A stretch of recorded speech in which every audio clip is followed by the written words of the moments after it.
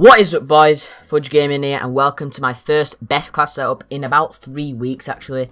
And this time we're going to be covering the Man-O-War, the gun that I said in my top 5 best guns. I put it as number 2, and I said I would make a best class up on it, and that is what we're doing today. And in my top 5 guns video, when I was talking about the Man-O-War, all I really did was give a little brief description of why I put it in number 2. And in this video I'm going to be telling you the best attachments to use, why it's a good gun, and what I would recommend doing when you're using it. And the Man-O-War is a full auto assault rifle, just like the majority of the other ones. It's got strong damage with a slow fire rate.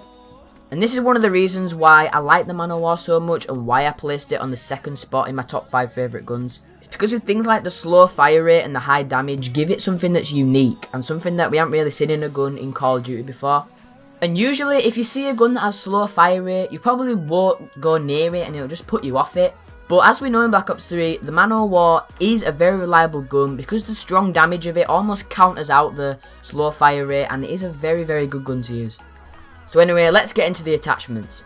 First off, we don't choose an optic for this one, mainly because the iron sight that comes equipped with the Man-O-War is fine. There's not really a lot of obstructions, you can see out of it perfectly fine, but if you do want to use a sight really badly, I guess you could go with the reflex or even the ELO.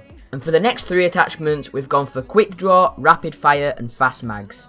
And as you can tell, we have gone for things that are going to improve the speed of the gun. Because as we all know, it is a slow gun to start off with, and improving the speed, all it does is just makes it a lot better. And a much more fun gun to use overall.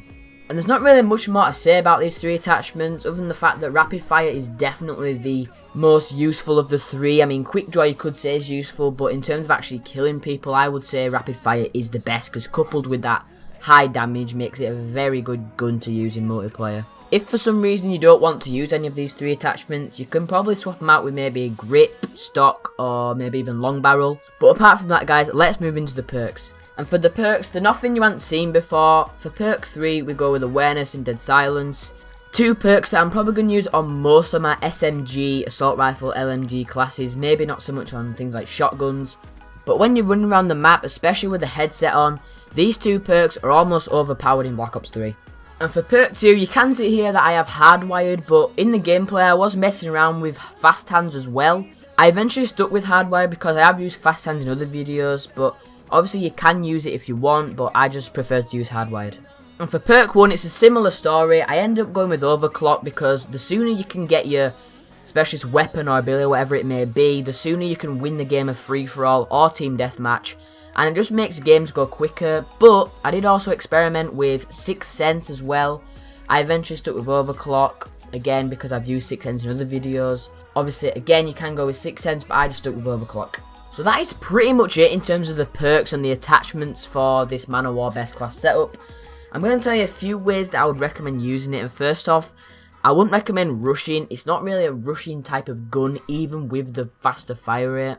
And if I was going to recommend anything, I would recommend flanking around the enemy, making it good for team-based game modes like TDM or pretty much just any game mode that requires you being on a team. Another thing, I found this gun very good using it in Chaos Mosh Pit and especially Nuketown. It's very good at mowing down multiple enemies in a short space of time, especially with the faster fire rate, faster aim down sights, and the faster reload time. So anyway, guys, that is going to be it for this video. If you enjoyed it or if it helped you out in any way, be sure to leave a like on it, subscribe if you're not subscribed already, and I will see you guys in the next video.